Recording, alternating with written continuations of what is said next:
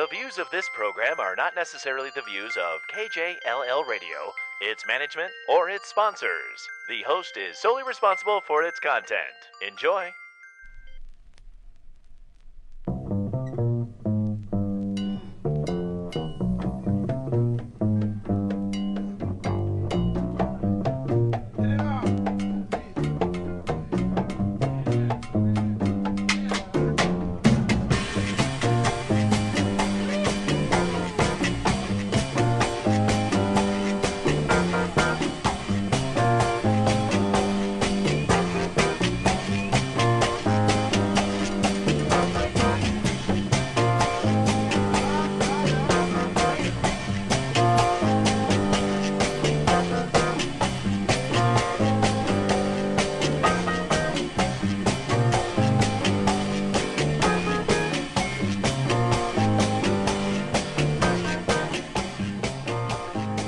Everybody to the Jake Feinberg Show, and as we fade out there, Manuel Degat.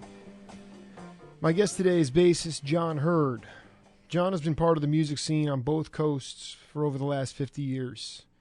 He's gigged with John Hendricks, George Duke, Cal Tjader, Dick Burke, John Bunch, just to name a few, Ahmad Jamal, Sherman Ferguson.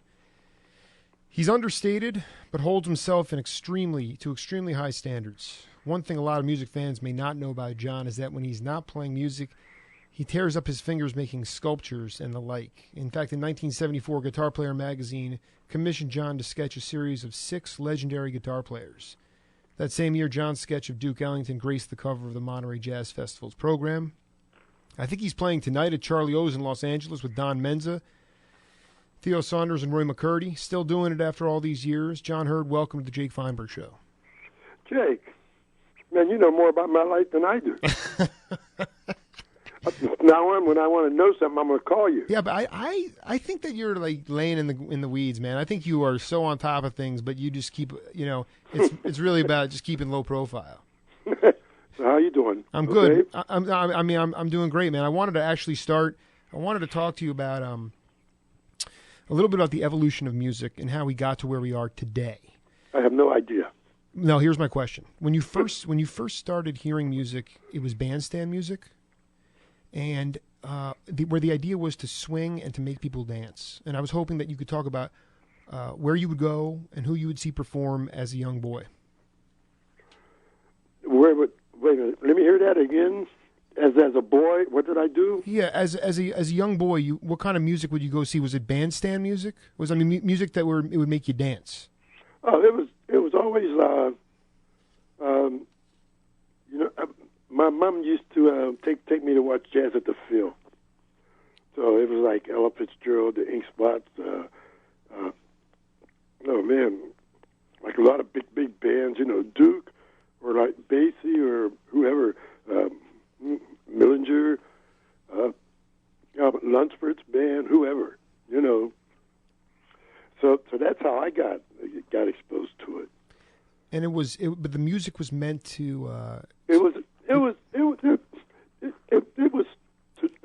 to entertain. With Jazz at the Phil, you go and see it in a theater, but. I mean, you want to dance while you're watching it, but you can't, But outside of that, we used to have these here. We used to call them socials. Like go to like when I was in high school, go to somebody's house and pay them 15 cents or whatever, and you go in and you listen to records, maybe dance. Or whatever. Yeah, right. It sounds great. It sounds great. And people were just hanging out, and what was it, like soul, or was it jazz? It was all sorts of different stuff? It was like Johnny Ace, the Coasters, Sam Cooke, people like that. Yeah. Can't remember. Then so outside of that, my one sister, I used to go by her house to listen to the blues. She played the blues. She had records, all these records about the blues. Ma Rainey, Bessie Smith, all those kind of people. And then my other sister, she used to have all these records on jazz, bebop, like mostly bebop, Dizzy Gillespie and people like that, Charlie Parker, Oscar, Art Tatum, people like that, So I was out early on. I was exposed to a lot of music, I was going to say there must have been something in the water in the Steel City in Pittsburgh, because this high school band you were in, Tommy Turntine, Booker Irvin, J.C. Moses, Horace Parlin, that's a heavy band. Yeah, no, I was. What was going on? What were you guys? What was it? Was it the Steel City on steroids? I mean, how did they get people? You know what I'm saying? I don't know. We didn't pay much attention to it. All we knew was there was a lot of music going on, and like other time guys that you mentioned, I was in high school. They was out of school. Booker Irwin had just gotten out of the I think the Air Force, and he was on his way to New York. So he hung out, and knowing Tommy Turntine, he joined the band, and then Russell and Roland Kirk came through Pittsburgh, and he joined the band. Wow! And we had Horace Parlin was there on piano. It was, and here I was, a high school kid. Not knowing anything actually.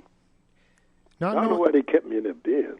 Are you serious? Yeah, I don't. Maybe you could play because you could play because you're because you can really play all sorts of different styles. In any event, who were the leaders of that band? Was it Booker just because of his age?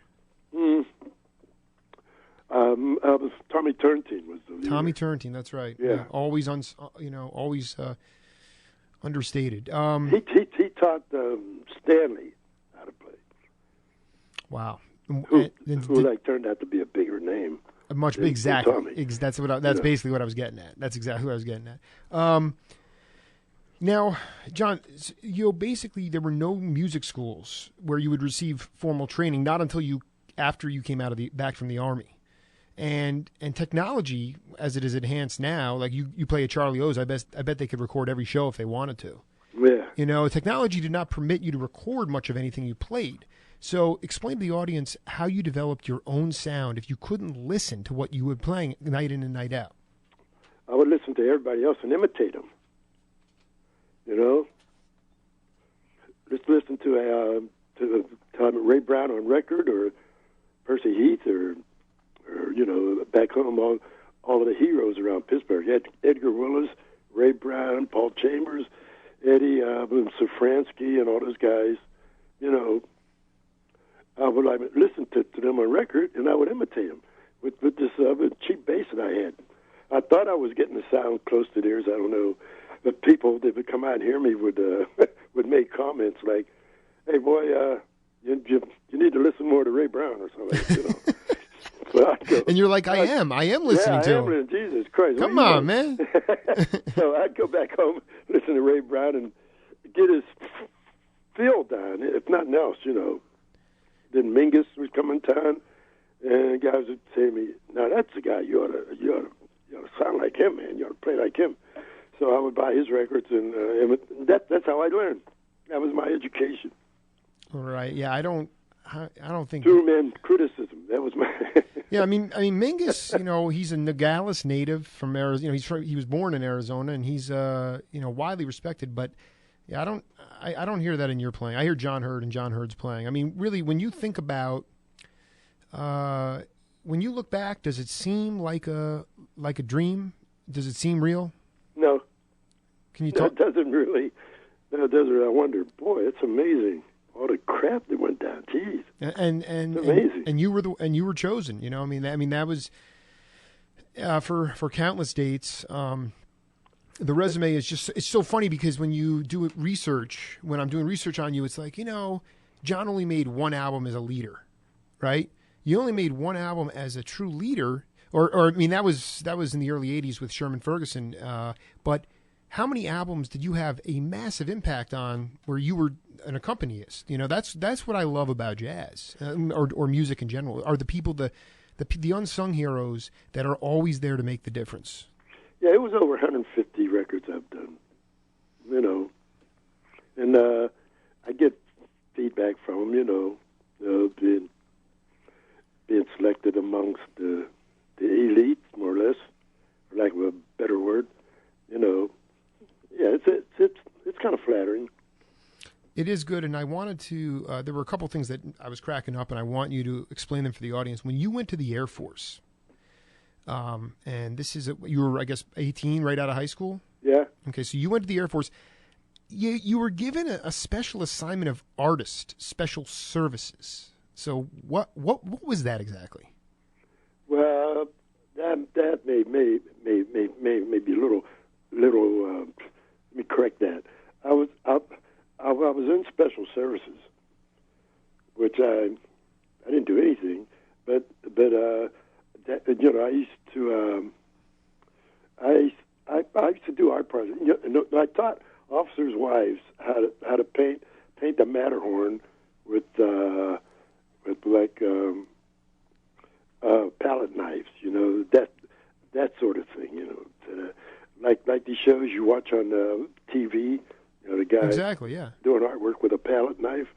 I used to teach officers' wives how to paint the mountains over there in Europe. That's like a Bob Ross thing there. That is so mellow. That is one of the coolest things I've ever heard. So and they would pay me to do that, Right? Okay, yeah, you're getting bucks. But I would help set up tours or get supplies for the service club, because the women working in there, they weren't appreciated by like wing headquarters. So I was their troubleshooter. And, yeah, so kind of like a black a Beetle Bailey. Yeah, exactly. No, I was or like a Sergeant Silver or somebody. It's just. Did you play? I kind of wonder, because the more guys that I talked to, John, the more. I mean, all of them were in the service in one way, shape, or form. Joe Henderson was over there when I was over there.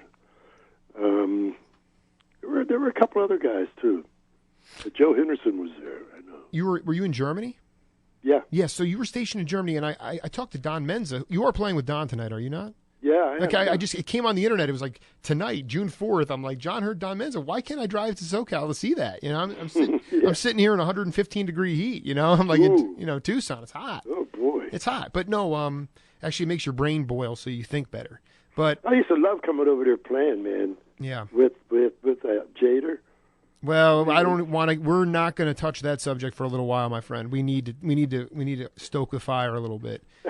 I mean, that band was so special. I just listened to, actually, and it's really interesting. I don't know who was making the decisions at that point, but a couple of those albums were taped, were live recordings. And I have no doubt that was the original part of the plan, because your band in the studio, there's no way it had the same life. When you went live, you guys had a different bounce in your step. Yeah, it was. Yeah, it was. But we can hold on that. I did want to talk to you because I've been talking to Dick Burke and George Duke, and I know that at one time, the time period that I love so much in music was this period when you did a lot of collaboration with them in the early '70s. But when you came back from the Army and you went to the Bay Area in the mid '60s, you got involved with John Hendricks and his new accent on the blues. Were you part of that? Well, I joined him back east in Buffalo. In Buffalo, yeah. Okay, so I came out here with him.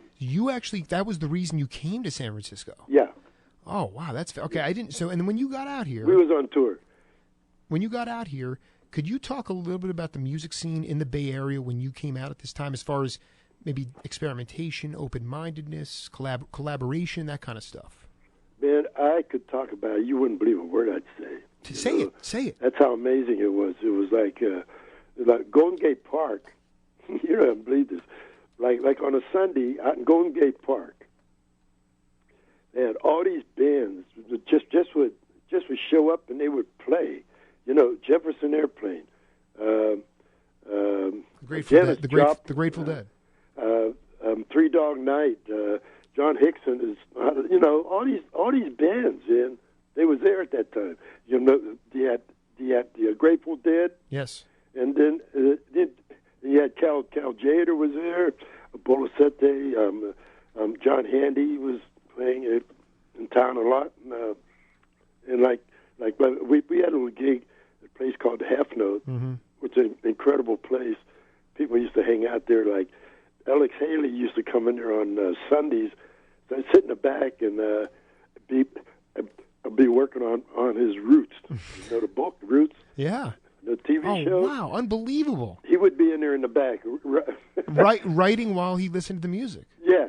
We'd be up there playing Hang On Sloopy or whatever, I don't know. Hang On Sloopy, yeah. The Ramsey Lewis tune. Take a break and go down and like hear a set more intellectual of like John Handy with his band. He had a great band. He did. He had with Don Thompson. Yeah, and then he had Bob, not Bob Moses, but he had Jerry Hahn as a guitar. Jerry Hahn was guitar. Yeah. Terry Clark on drums. Would you say this is and Michael White playing guitar, playing violin? Michael White, amazing, and I did some great stuff. I wanted to ask you, could you, in your mind, because I've talked to the skipper Henry Franklin, another bass player that in your area, and the question about Al McKibben, what was he doing? Or first of all, did you look up to him? Was he one of your idols? Al, of course. Yes. Yeah, sure. When I first heard Cal Tjader's band, Al was on bass, and I was over in Germany in the Air Force. And how would when they came out with their first records? So you would get records sent out there? Huh? How would you hear the music? They would send records to you on the bass so you could listen? You could order it. You could order it. Oh, that's great. Okay, yeah. Continue. Yeah. So like we would order these records, and it was Al playing bass. That's when Cal was playing all these Willie Bobo was on those things. Oh geez. Well, No, Willie Bobo. A great band it was. It was the band that Cal had, And he and McKibben, was it a certain style that he played, or how was it? Because the upright bass players from the western from California seem to have been very influenced by him. You mean Al? Yeah, exactly. I'm McKibben. Yeah. Yeah, well, Al was in the forefront of a lot of music movements, so to speak, like Monk's first records. Monk, the introduction of Bebop at the where was that place? The Deuces back in New York. Yeah. With Dizzy. Charlie Parker, I think it was Kenny Clark or Roy Haynes. Kenny Clark was the first one, and Thelonious Monk. Al McKibben was playing bass on those records. Like some of Monk's first records, Al McKibben's on. And like a lot of those first record scenes, like in jazz, this unsung hero, Al McKibben, was on them. Exactly, the unsung hero, the unsung hero. Touring around the world, Al was the bass player and a lot of that, along with Ray Brown and Oscar Peterson. Al was right there with that bunch. How did you deal with the change from? The Army, obviously, you probably grew up a lot, but from compared to the Pittsburgh blue collar, a different vibe. Then you went out to the Bay Area and things just blew up there. How did you meet? What was? Did you adjust? Were you just in this blissful journey to bliss kind of state? Kind of. Man, I was amazed. It was amazing experience, And I also like the thing that was great was this half note gig with George Duke, Al Jarreau, Al Kecki on drums, and Al Checki, and. Were you sort of also with Pete Magadini? Pete Magadini, of course. And then Dick Burke after Al, I think.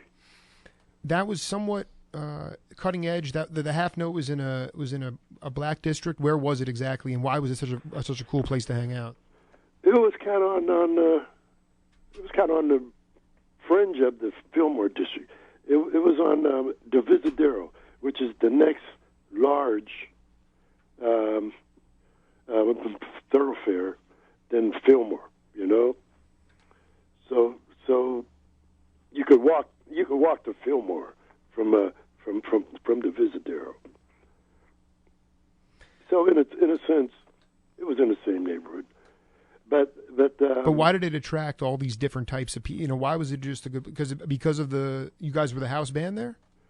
Yeah. Also, going to Haight-Ashbury was about maybe four blocks from the half note, about 4 or 5 blocks from the half note.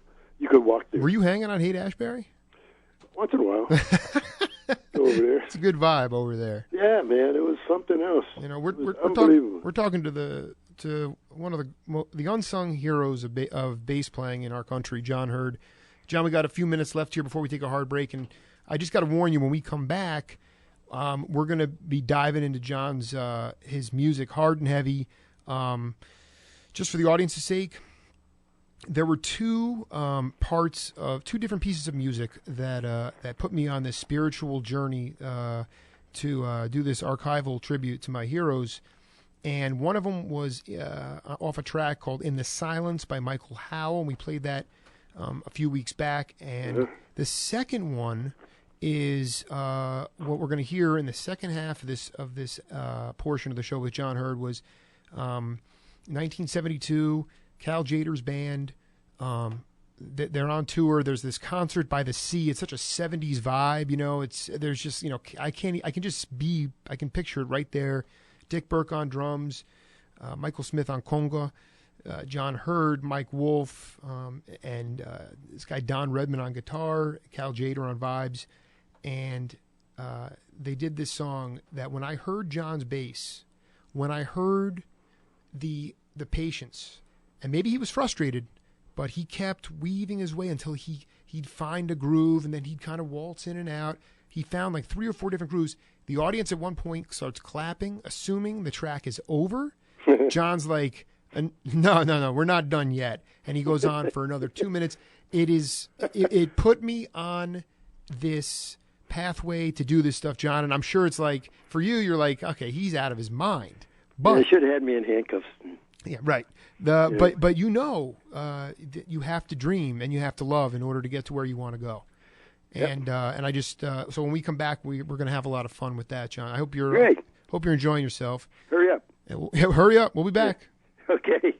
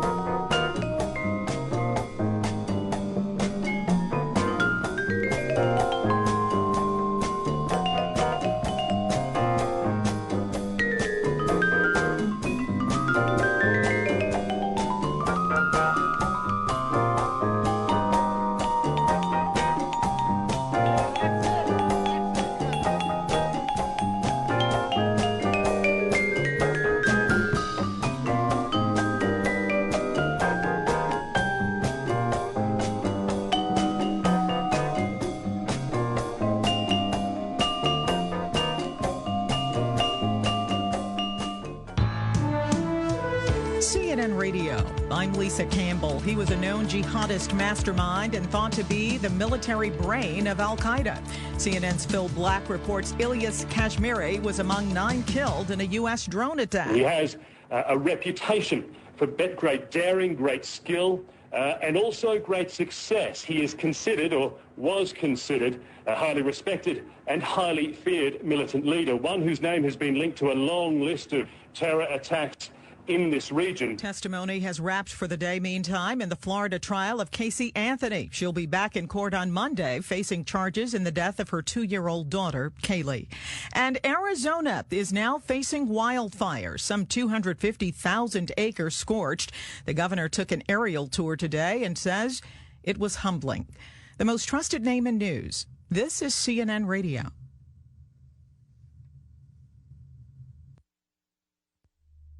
Jay Farner here with Quicken Loans. Are rates going up? Are they going down? You know, no one really knows. But at Quicken Loans, we've got an amazing way to protect you from that uncertainty. It's our new Quicken Loans Rate Drop Advantage program. Simply close a loan with us, and then, if rates happen to drop within the next 7 years, you have the option to refinance, and we'll cover a majority of your closing fees. So give Quicken Loans a call today at 800-970-2611 or go to QuickenLoans.com. Refinance subject to credit approval. Equal housing lender. Licensed in all 50 states. NMLS number 3030. I got to gold with this prescription. We got to gold with mouthwash. Go gold with your Wellness Plus card and you'll get 20% off your entire Rite Aid store for a year. Every purchase gets you closer. Every prescription gets you closer, faster. No other pharmacy gives you more value. We saved almost $100 since we turned gold. So how are you going to get to gold? Enroll in Wellness Plus, free today, in-store or at RiteAid.com. That's the value of wellness. Certain limitations apply. Government-funded prescriptions and prescriptions dispensed in New York and New Jersey and certain non-prescription items are not eligible. See your local Rite Aid for details. Have gas prices gotten so high that you're actually considering buying a moped? You need to get to Advance Auto Parts at once for some incredible savings. A 5+ quarts jug of Castrol GTX conventional motor oil with filter is now just $17.99. Find a better price and Advance will match it. See store for details. It's all you need for a complete Castrol oil change at the ridiculous price of just $17.99. Well, not as ridiculous as a moped. Advance Auto Parts. Service is our best part. Folks, this is Jake Feinberg. Every Friday night I get takeout from Bai Tong Restaurant, which serves Tucson's most authentic Thai cuisine. Pad Thais, fresh vegetables, and spicy Penang curry are my personal favorites, but every meal is sumptuous and cooked to order. Located at 4853 East Speedway Boulevard, Bai Tong serves compelling and affordable lunch specials as well as a full dinner menu. Bai Tong has ingratiated itself with the community by providing a peaceful environment to enjoy a meal with friends and family. Open weekdays for lunch 11 to 3, 5 to 9:30 for dinner Sunday to Thursday, until 10 on Friday and Saturday. So come down to Bai Tong Restaurant at 4853 East Speedway Boulevard to experience a taste of Thailand. When Coffee Times first opened, many wondered how this standalone coffee hut could survive among the beasts of Java lore. But some 10 years later, the answer is a resounding yes. Located at 3401 East Speedway Boulevard, Coffee Times specializes in many different drinks from mocha fraps to lattes to my personal favorite, the Ice Power Coffee. The best part about Coffee Times is their convenient two-way drive-thru, lunch menu, and supreme service. Not to mention their weekly special. The next time you're in the area, head over to Coffee Times on Speedway between Alvernon and Country Club. It will definitely kickstart your day. Folks, this is Jake Feinberg. Being a father, I know there is nothing more important than your child's health. And nobody is more dedicated to children's health in Southern Arizona than Dwayne Dyson. Dr. Dyson is Tucson's finest pediatrician and has devoted much of his professional career to improving the lives of children. Located at 4530 East Camp Fort Lowell, Dr. Dyson's resume speaks for itself. After doing his undergraduate work at Cal Berkeley, his schooling took him to Morehouse School of Medicine, where he mentored young adolescents about the need for pediatric physicians in Atlanta, and worked extensively with infants at the Texas Children's Hospital. The special thing about Dr. Dyson is that while his in-house care is exceptional, he also prepares families about what to expect once they leave the office. Dr. Dyson provides comprehensive and honest analysis for all of his patients. Dr. Dyson and his family live and work in Tucson because he knows how vibrant and diverse the community is. He is committed to procuring a robust family health center that can instill trust and alleviate the concerns of parents. Like I said, his resume speaks for itself. For more information, check out DysonPediatrics.com. Folks, this is Jake Feinberg. One of the first things I wanted to do when I moved to Tucson was find authentic Chinese cuisine. After a tip from the Chinese Student Association, I headed over to Badar Chinese Restaurant. Well, it's been 7 years, and I have never looked back. Located at 7321 East Broadway Boulevard, Badar has been a family-run operation since 1992. The award-winning chef produces succulent dishes from sizzling ginger chicken to salt and pepper shrimp. The thing that separates Badar from the rest is that the chef procures ancient oriental dishes with the exotic island flair of Taiwan. Most importantly, there are no gimmicks or razzle-dazzle at Badar. You won't find any flat-screen TVs or karaoke machines. Badar is a place to go enjoy good food and spend time with your family. It exudes peace and tranquility after a long week of work. So come down and check out Badar Chinese Restaurant. Hong Hao Chu. It's that good.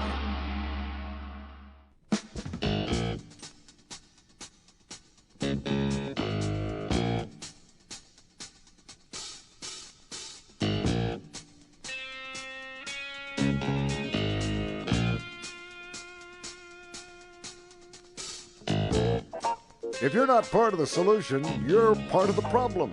Be a part of a new coalition with Jake Feinberg. The second half of his show starts right now. Welcome back, everybody, to the Jake Feinberg Show. And we're joined by a phenomenal bassist and artist, painter, sculptor, John Hurd.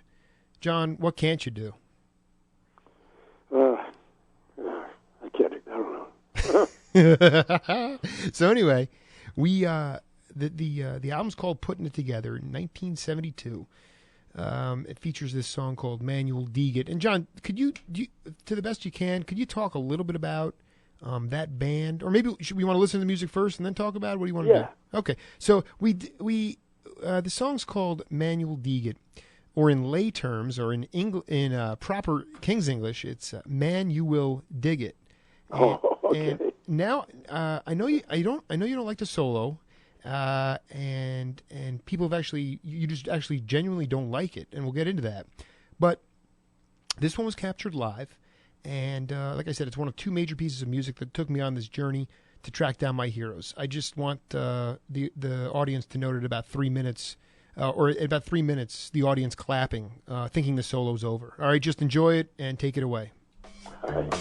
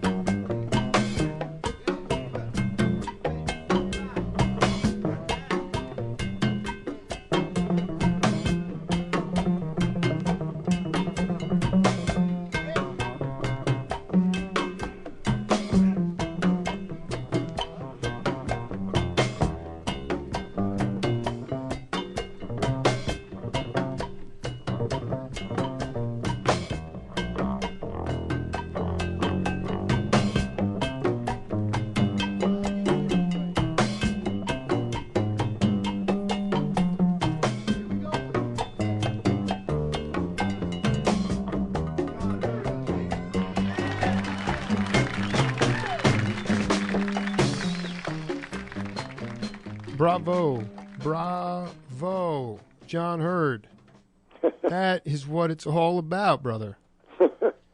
Worked my ass off that night. Huh?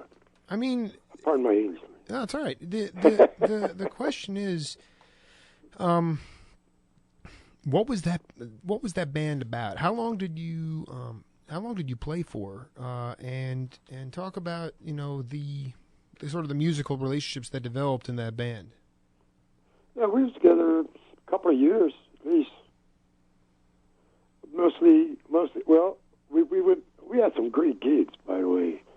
One was I recall was like in Central Park in the middle of summer.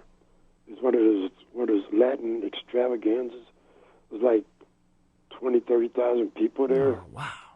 And it was a smaller band, and they had Ray Barretto was there with Eddie Palmieri and Woody Bobo and Peraza, Armando Peraza, who was a legend on the congas, and all these guys, man.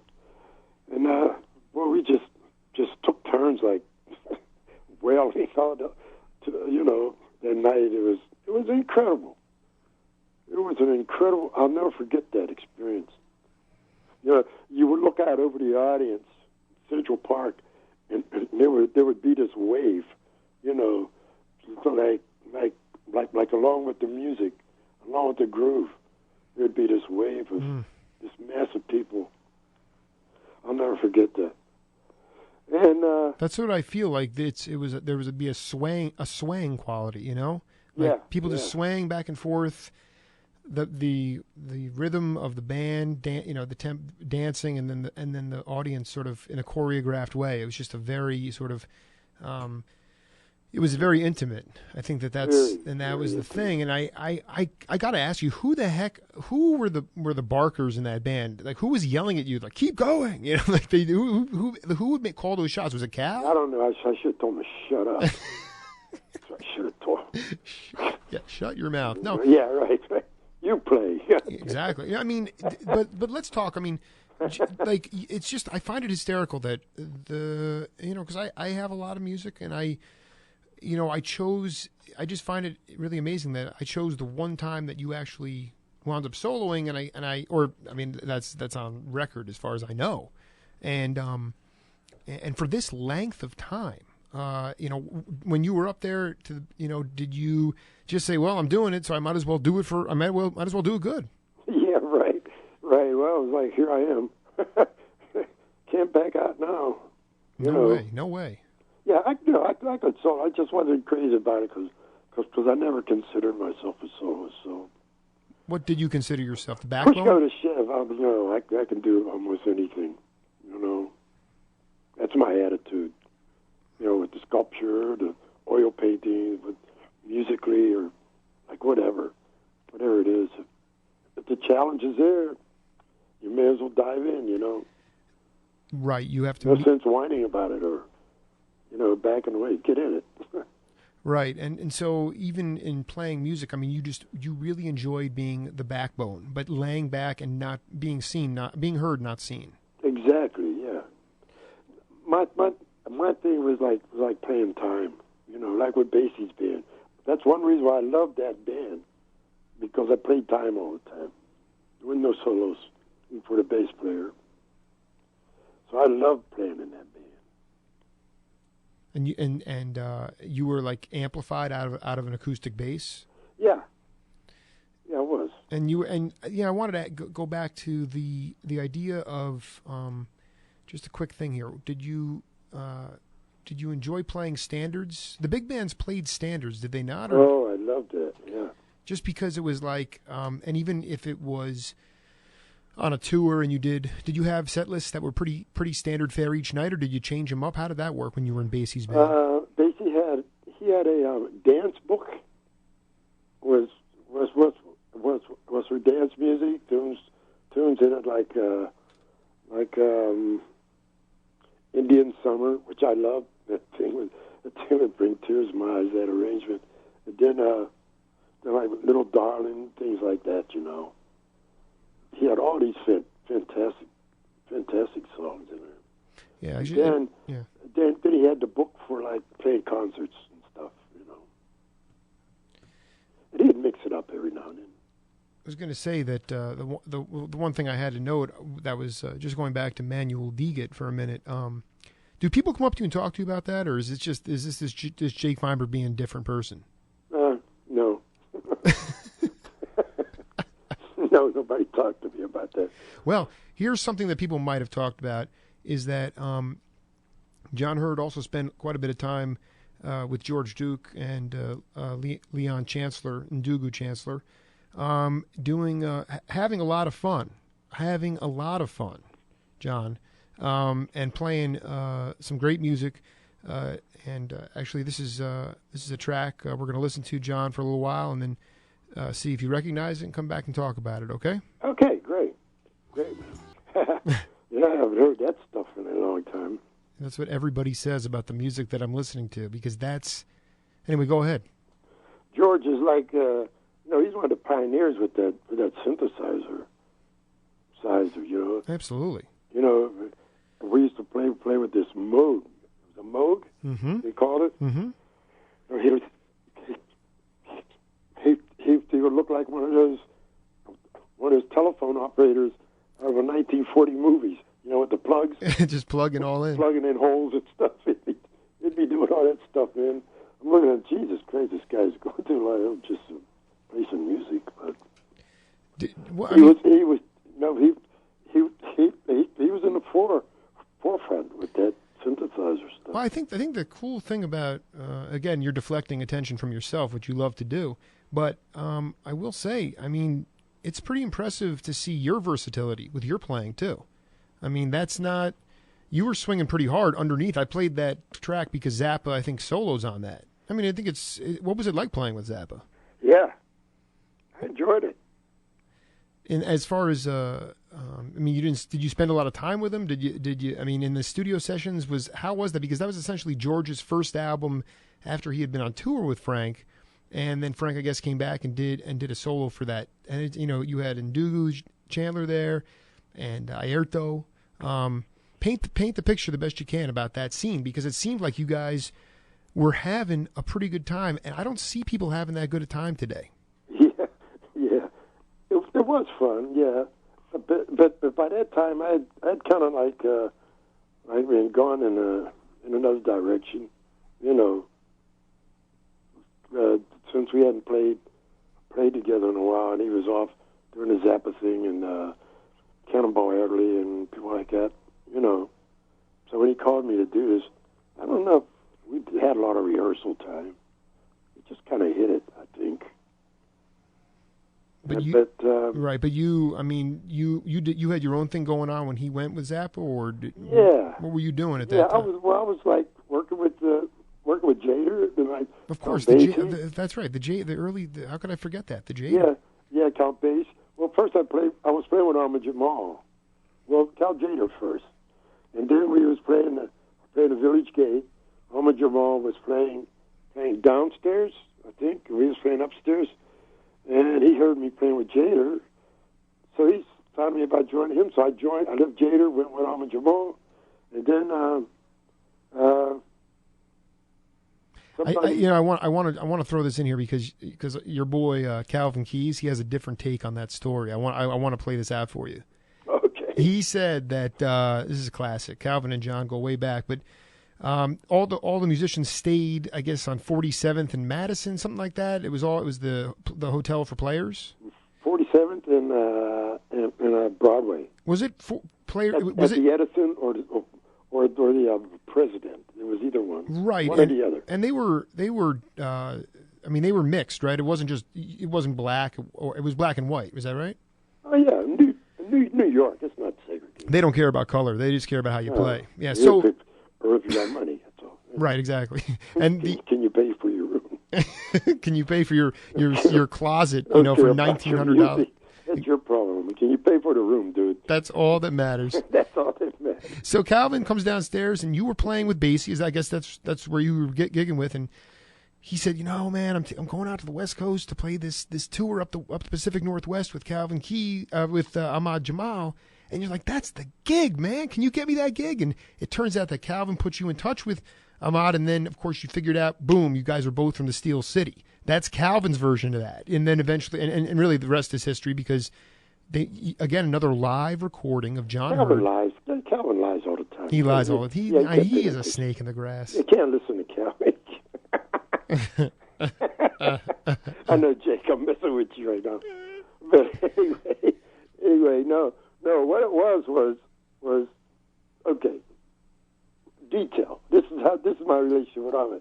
Ahmed would come into San Francisco, and I would be there to hear him, because he was one of the people who influenced me. Even now, Israel Crosby is one of my favorite bass players. So when he came to town, I would be there to hear him. I was at a jazz workshop or whatever, and so after a while, we're both from Pittsburgh. Mm-hmm. I let it be known. Yeah, man, I like your work. I'm from Pittsburgh too. And I said, oh yeah, well, so we were talking about Pittsburgh. So after a while, I would ask him, yeah, man, you hungry? Like after the gig, and I would take him out. We would get breakfast, and I'd drop him off. We were talking. So anyway, he never really come out to hear me play, except that time we was both playing at the Village Gate, New York. And so he heard me one night playing with Cal Tjader, and he liked it. Yeah. Calvin's a little snake in the grass, Yeah, see, that's what I mean. Yeah. See? What's the John? What is the probability? Because at this point, it's all about getting you guys back together and jamming again. Even on any limited basis. And I feel time is urgent. I mean, nobody's getting younger, and I think it's imperative, from my point of view. It's only Jake Feinberg's point of view, but in talking to Dick Burke and yourself, I just the idea of bringing back a sound 40 years old. That is, I just had a caller call up and wanted to know this is an interesting question. It's what websites would get the music of John Hurd and of last week's guest. So they obviously dig that in the pocket early 70s sound. I'm not saying you're going to play whatever you play. It's music. But bringing back those people, is that are gone are the days? Is it, or can we still pull that off? Gee, I have no idea. I can't. People have their managers and all this crap. Is that what gets in the way now? I won't even think about it, huh? Is that what gets in the way? More or less. Yep. If anything would, that would be. In the past, you guys could just go person to face to face and say, "Hey, let's do this," and you guys. Right. Exactly. It's not like that now. There's a lot of fences to be put up. Well, I guess my point is, are you with me? You're with me, John. If I go on this crusade, you'll come with me. Well, you have to keep me informed. Well, you're staying put in SoCal. I'm not moving. The gigs will be there. Where? If I can set them up. Okay. Yeah. Here's the bottom line is. I'm always open, man. If something's interesting, I'm always open. John, I just want to ask you, and for the audience's sake, I just want to know, what you're up to aside from Charlie O's these days. How much art you're doing, and how much painting and that kind of stuff you're up to. Yeah, I'm doing a lot of artwork, and I'm like doing some serious wood shedding, because I finally, I just got over around a bout of like bone cancer, mm-hmm. but everything is cool. So I decided, Providence told me, because I always used to think, man, I should get off in a room and woodshed, Jesus Christ, and quit bitching and moaning about soul and really get it down. So I guess Providence got tired of listening to me. So Providence said, okay, you want to be a soloist? Okay, I'm going to help you. So they gave me this bone cancer, which I survived, but it made me anemic. So in order to get my strength and energy back, I had a guitar player come over once a week, and we would play like really play, which had me practicing every day, because the next week when he came over, we'd play something else harder, some ridiculous tune that I had to have some chops to do. So I kept working, and then I got in the habit of like practicing. No, I think, listen, we're going to a hard break, and I just wanted to say, John, Providence definitely intervened, because now you have to practice, my friend. I have to practice, which means I'm getting solo chops. You're getting solo. So the next project I do, I'm going to be soloing. John, it was so good to talk. That's all I'm saying. Well, I just want to say it was so good to talk to you, my friend. I look forward to doing it in person in the future. Okay, man. Have a great one. This is the Jake Feinberg Show, and we'll talk to you later.